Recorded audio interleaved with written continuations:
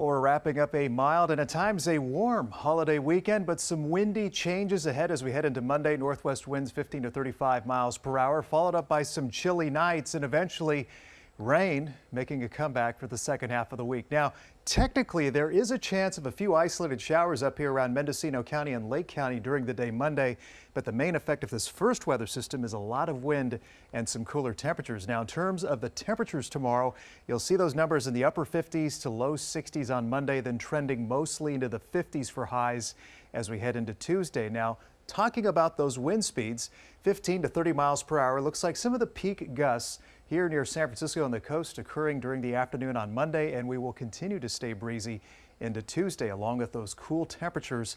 Clear skies and dry air in place for our wind sheltered valleys means by Tuesday morning and especially by Wednesday morning, you see how those wind sheltered valleys could be looking at upper 20s and low 30s. So patchy frost, that's a definite possibility over the next couple of mornings. Then as we head into Wednesday night, increasing clouds.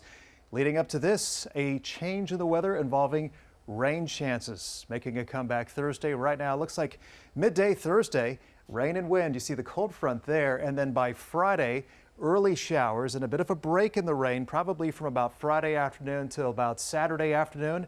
Then more rain could be coming in as we head into Sunday. So chilly and windy to start, cold temperatures in midweek, and then those rain chances come back.